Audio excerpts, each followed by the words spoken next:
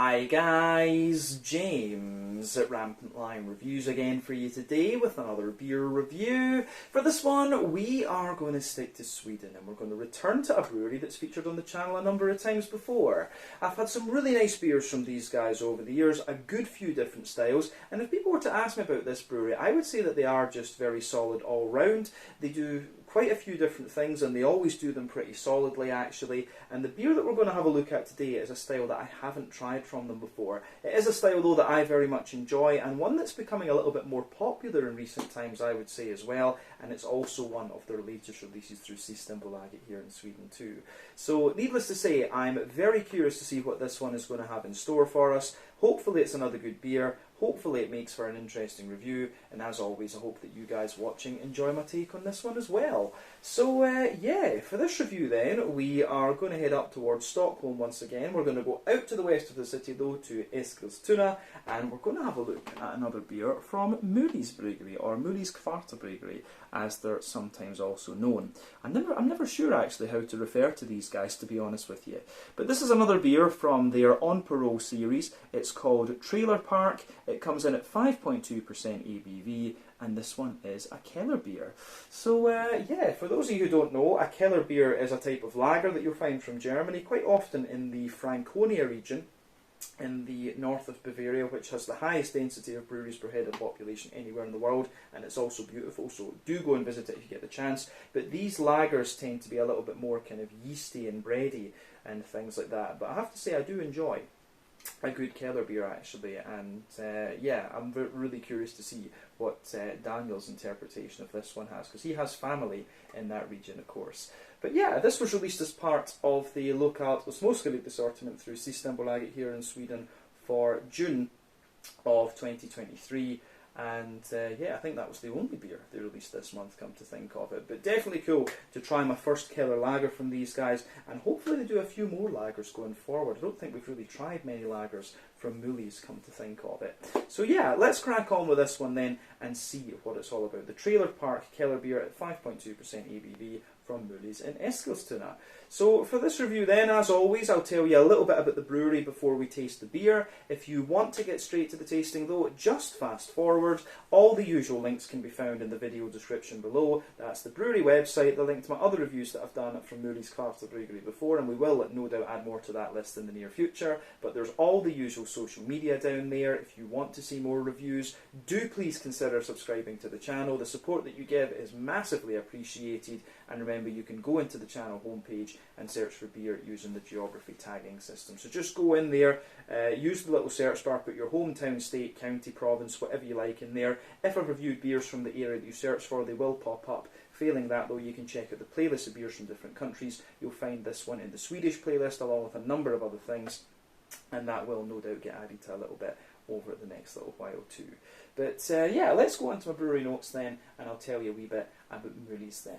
So, Möllys Bryggeri, or Möllys Kvarterbryggeri, however you want to refer to them, are based in Eskilstuna, and the company was founded back in 2015 by Daniel Herdigen, who is half German and half Swedish. So apparently his father's German family can trace their brewing roots back to the 18th century, and his family come from Erlangen, which is just outside of Nuremberg in the Franconia region in the northern part of Bavaria in Germany. Like I said, a very, very famous beer region, and also very beautiful, so I do recommend that you go and visit it. But Daniel has, as a result, of course, spent a lot of time in Germany, but he was born in Sweden, from what I remember correctly. He was born when his family was living in Sweden.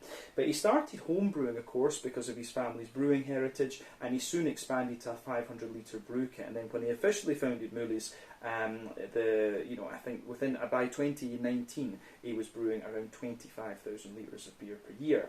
In early 2020, though, they started canning their beers, and they invested in a number of new tanks for the brewery. And over the years, he's mainly focused on developing different recipes rather than trying to expand the brewery capacity. I think he runs the brewery pretty much as a side venture and has a day job that he does. But in early 2020, they produced a beer for Messiah Marklin's 50th birthday called Doom Warrior. Those of you who, like me, are fans of doom metal will know he was one of the big singers for Candlemass, who are the kind of kings of the doom metal genre, if you like. And they also produced a special beer called Tompe for one of Daniel's friends, who he went to a lot of metal festivals with. But this friend's son was sick with cancer, and they produced this one to kind of raise a little bit of money and things like that. But all of the artwork that you find on the Möllys Kvarterbryggeri beers is designed by Daniel's brother Björn, and you know, they used to have a little bird on them actually, most of the Möllys ones, but of course they've kind of rebranded a little bit in recent times since they've started doing the canning. The canning of course started this year in the bigger cans like this started this year in 2023. Up until now they've been using the little 330 milliliter cans actually. But as of June 2023, when I'm filming this review for you, these guys have produced in the region of 60 different beers from what I understand. It's probably more than that because Daniel of course loves to brew lots of little things in little pilot batches and stuff, but according to Untappd it is 60 beers that have been released.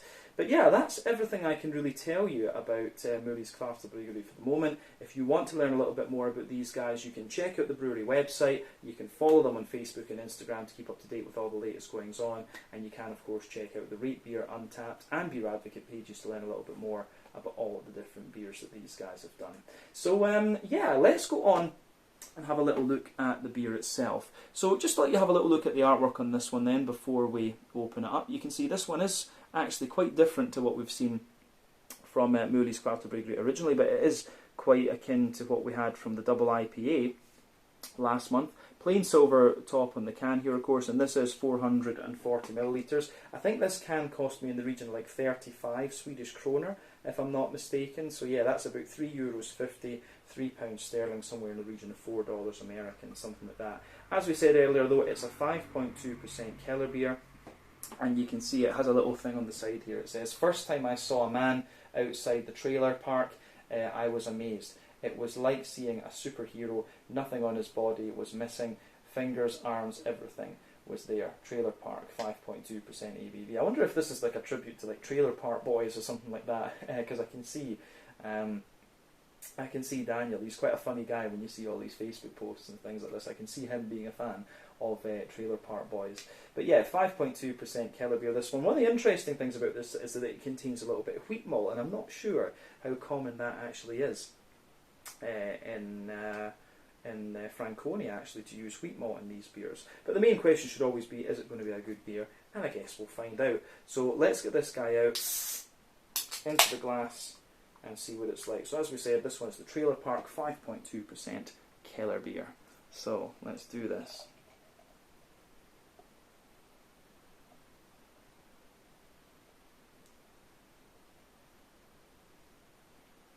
I think that'll do for the moment while we have a look at the appearance of the beer.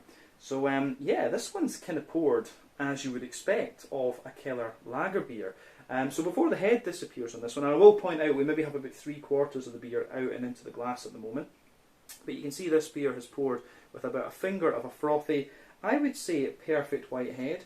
You can see there's some nice kind of medium bubbles just sitting on the surface of the liquid there, and they get a little bit more foamy as you go further up the glass. I'll just let you guys have a little look at that there. So that's quite nice, I have to say. But yeah, the colour of this one is quite interesting too. A lovely, very kind of bright yellow. So remember, the colour of your beer depends on a few things. One, the type of malts that you use. This goes a long way to determining your EBC rating. Two, length of your wort boil is also going to play a role, because the longer you boil the wort, the more the sugars caramelise, and thus you get a darker colour of beer. But any barrel aging you do or adjuncts you put into the beer will affect the colour of it as well.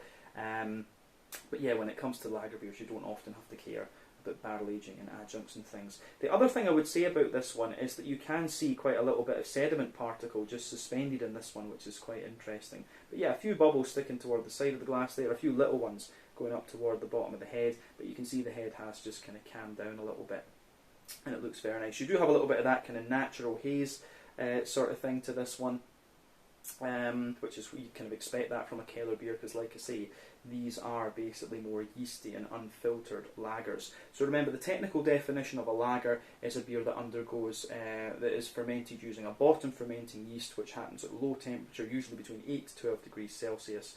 Ales, of course, ferment using top fermented yeasts, which ferment usually between like 15 and 18 degrees Celsius. That's a big generalisation on the temperatures, but you get the idea in any case. But yeah, nothing else I think we really need to say about the appearance of this beer. So I think we can have a little look at the aroma of this one then and see what it's all about. Yeah, really curious about this. yeah. Aroma-wise, this goes together very, very nicely, I have to say. Yeah. It kind of smells pretty much as you would expect, and you know, for me, when it comes to trying these traditional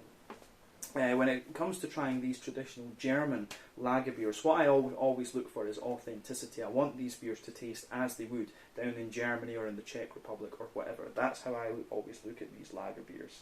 And it's cool to see that lagers are getting more interest these days as well, because they were kind of left on the side in favour of the big fruity IPAs and stuff like this, which I always thought was a bit of a shame.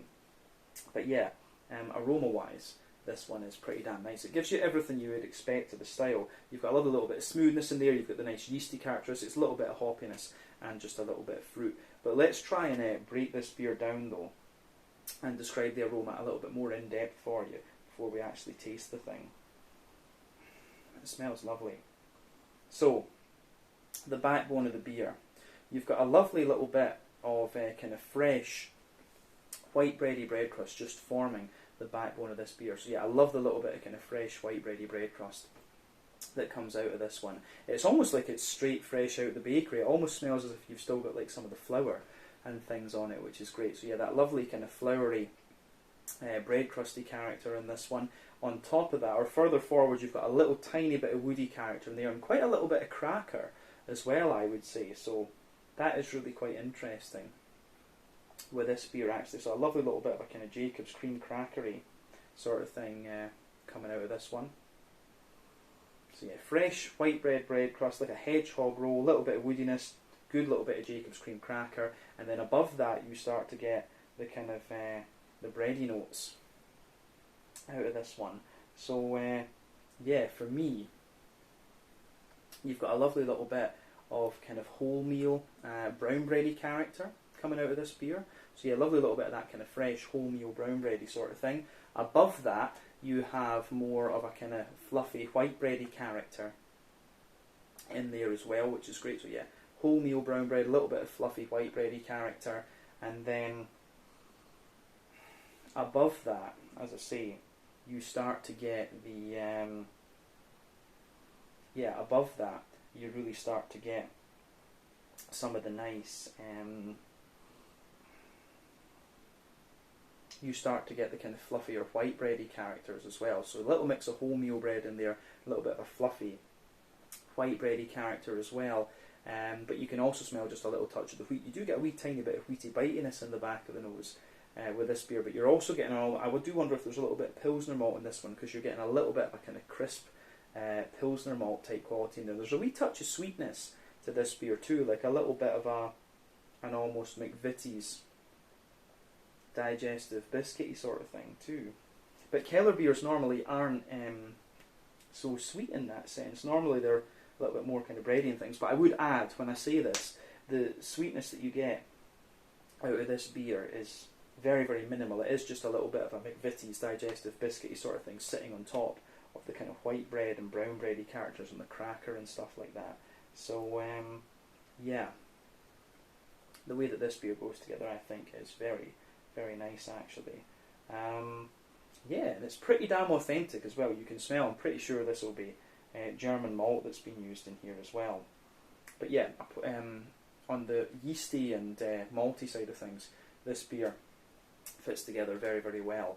On the hoppy side of the beer, so for me, the hoppy side of the beer, you have the hoppy side of the beer is quite interesting for me, because it has a little bit of a,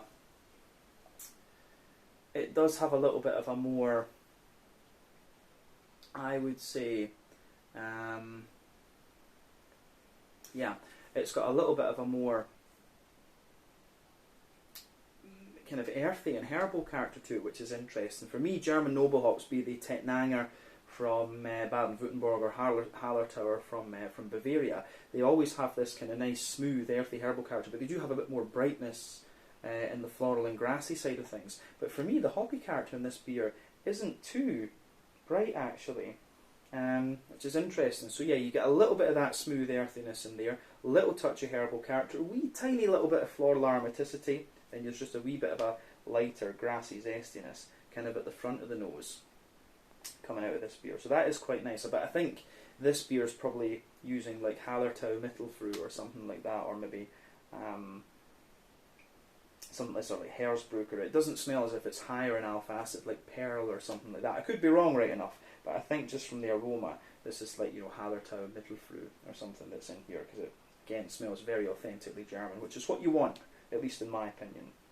But on the fruity side of things, for me, this beer, it kind of has what you'd expect. There's a little touch of that kind of sultana type quality out of this one, you know, the kind of dry white green grapey notes. You've got a little touch of oily pear, but then you've also got some really nice, you do also have a nice little bit of a kind of lemony lime type character coming out of the beer as well. So yeah, aroma wise, I think this beer goes together really quite nicely. It's a big thumbs up from me in that particular regard. So yeah, I do like this. I have to say, I do like how this beer goes about its business in that particular regard. It has everything you kind of want from the style. Like I say, on the fruity side of things, a little bit of you know, sultana, a little touch of oily pear, maybe a wee hint of a fresh green apple, and you've got a wee touch of a kind of lemony, zesty sort of things. But the hoppy character that you get in this one, very German and very noble. Pretty sure it's Hallertau Mittelfrüh that are in this one, or Hallertau Hersbrucker or something like this. Not the slightly higher alpha acid ones like Pearl and Hercules and stuff like this. But yeah, the malty and yeasty side of things, and this is very authentic for a Kellerbier too. As I always say, take a wee bit of time just to enjoy the aroma of the beer before you get stuck into it, because that's always half the experience when it comes to craft beers. But yeah, I think it is about time that we have a taste of this one then, and just see what it's all about. So yeah, this one is the Trailer Park, a Kellerbier coming in at 5.2% ABV from Möllys Kvarterbryggeri in Eskilstuna, out to the west of Stockholm here in Sweden. Let's get stuck into this. Slange, skål, cheers, prost.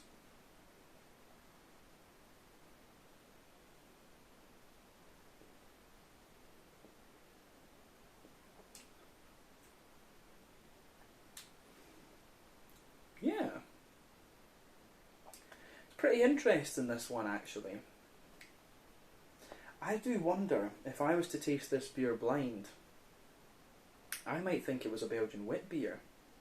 And as I said earlier, the thing about these Kellerbiers for me is that I'm not sure how common it is to actually use wheat in the malt base here. But this beer, it has the Kellerbier. When you go further into the aftertaste with this one, it gives you what you would expect from the Kellerbier aftertaste, but in the beginning, it does have a little bit of a wit beer, like a Belgian wit beer type quality to it. So that's really interesting.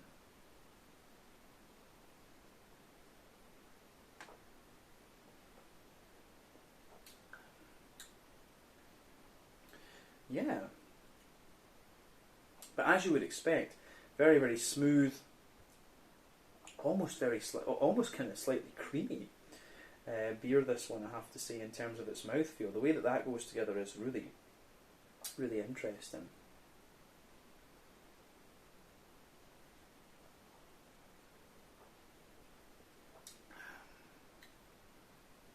Yeah, I do like how this one pieces together, actually, in that sense.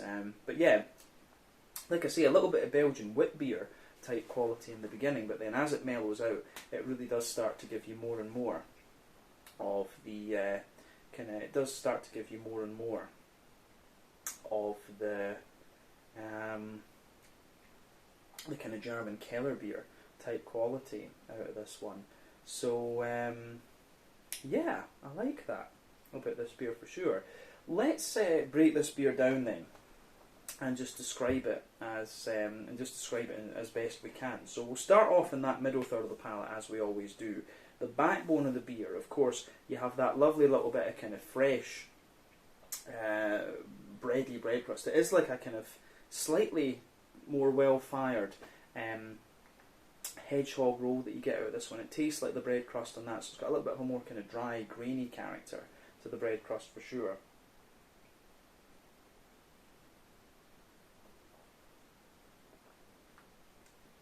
So, on top of the bread crust, and as you move further forward, if you move further forward toward that, the front of that middle third of your palate, you start to get a nice little bit of a more, you do start to get a little bit of a more kind of woody character coming out of the beer, which I think is very, very nice. So lovely kind of woody character coming out of this one. And then above that, you start to get a little bit more of a, you do start to get a little bit of a kind of Jacob's cream cracker type note on this one. And this is something you would always expect from the Kellerbier, of course. It is more grainy, it has a little bit more of that crackery note. Then above everything else, you start to get the bready notes. So you have a layer, you have this layer of a kind of wholemeal brown bready character there, and it's quite a grainy, dry wholemeal brown bready character that comes out of this one.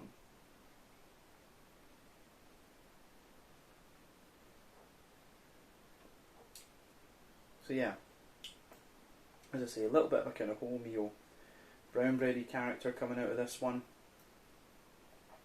And then above that, you've got a fluffy kind of white bready character too, which I think is really nice. So you get grainy wholemeal brown bread, fluffy white bread above that, and then you can feel the bread actually has a little touch of sweetness to it on the white bready layer. But then above that, you get the wheaty note coming out of this one. So yeah, you've got a little bit of that drier and that slightly more zippy wheaty character coming out of the beer.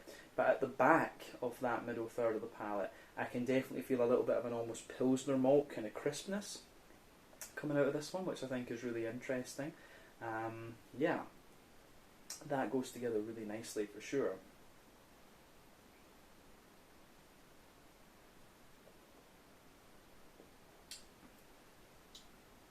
So yeah, nice little bit of kind of Pilsner malty crispness there. And as you come further forward into the dead centre of your palate with this beer, there's a little tiny bit of almost like caramel in the middle of the palate. Then as you move further out from that, it gives you a wee tiny hint of like Werther's Original butter candy butterscotch. Then you've got a McVitie's digestive biscuity type quality in there as well. So the way everything pieces together in that,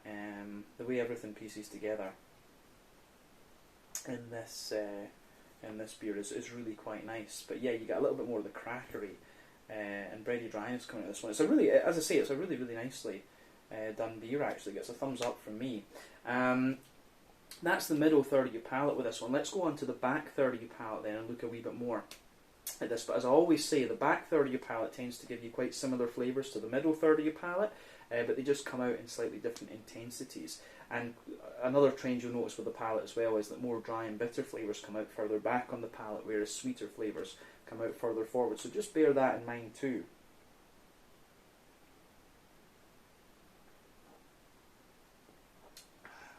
So yeah, for me, on that border region between middle and back third of your palate, you get a nice little bit of a kind of bready build up in there. It's got like a bit of brown bread underneath and a little bit of white bread. Then you get the kind of Pilsner malt dryness sitting on top of that, and the base of that back third of your palate is the same. You know, it's the same different flavours. They just come out in different intensities, as I've said. So the bread crusty layer that you have is a little bit drier and a little bit more toasty. You've got the crackery notes kind of sitting above that as well, and then you have the kind of wholemeal brown bready layer, which feels a little bit lighter and more airy, and then above that you've got the white bready layer, which again feels a little bit lighter and more airy as well. So yeah, the way this beer goes together is really very nice in that sense. And then you can feel above the back third of the palate, you can feel, or just on the top layer I guess we should say, you can feel some of the wheat just creeping over in this one. And the wheat sort of densifies out all the bready flavours, but the wheat does have a little bit of bitiness to it as well, which I like.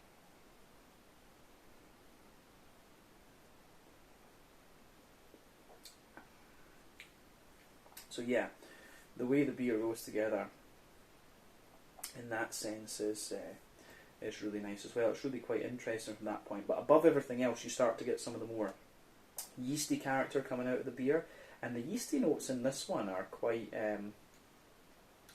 interesting because it has a little bit of that more how do you say, you get a little bit of a more dense farmhousey white bread in there, so it's got a bit more cracker, a bit more wood and grain and all this to it, and then it's just kind of wrapped in this little bit of honeycomb or something. There's just a wee bit of sweetness there. I always get honeycomb on the back third of the palate for some reason. I always just get a little bit of sweetness on that very back third of the palate, but you can absolutely feel that on the back third of your palate then that the flavour is taller. Then as you move further forward into the middle third of your palate, it just kind of condenses down and squashes together that little bit more. So for me, that's really quite interesting. But yeah, let's focus on the hoppy side of things with this beer then. Back corners of the palate, you've got a nice little bit of earthiness in there for sure. And it's got a little bit of bitterness to it, but as you move further forward on this one, you've got a wee touch of herbal character in there too, and as you push toward the front corners of your palate, it's got a little bit more kind of floral aromaticity to it. It's got a little bit of brightness there and just a little touch of bitterness to it, but round the front curve of the tongue, the beer's a little bit lighter and more grassy, and it definitely gives you a little bit of that more,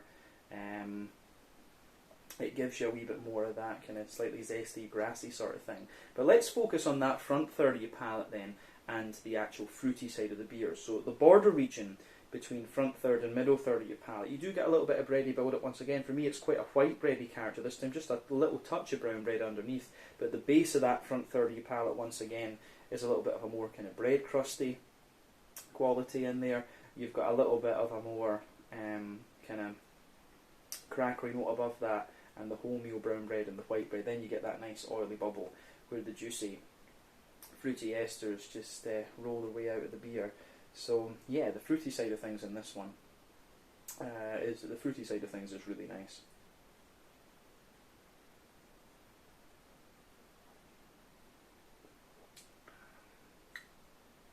So yeah, the fruity side of things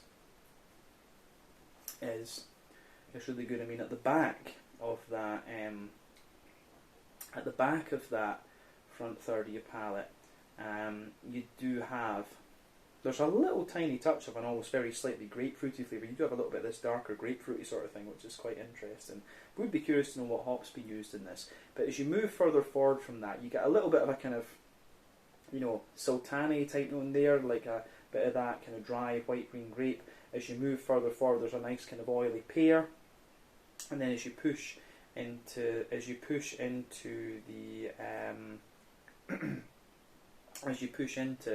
the front half of that front third of your palate, you start to get a little bit of a kind of fresh green apple and a slightly limey character out of this one. So yeah, it's interesting from that particular perspective. The limey character in this one actually reminds me a little bit of New Zealand Motueka hops. It's interesting at that point. So I do wonder, there might well be a little bit of American hop in this one as well, just from some of the fruity flavours, but I could be completely wrong. You have to remember though as well that Germany has some high alpha acid hops these days, such as Mandarina Bavaria and Hallertau Blanc and things like this. There are a few others that I've only come across once or twice and the name isn't really coming to me now. But yeah, that's something that you can remember in these things too. But yeah, interesting beer this one. Like I say, the more that I drink of this, the more authentic it kind of becomes. I get less of that kind of wit beer sort of thing about it. But this is a pretty authentic Kellerbier for me. But like I say, the thing in the beginning was that I thought it had a little bit of Belgian wit beer quality because of the wheat presence, and I'm not sure how common it is actually to use wheat in Kellerbiers in Francona. I'd be very curious to know about that. But yeah, I think we can leave it at that for the flavour. Let's round off this review with a wee look at the mouthfeel.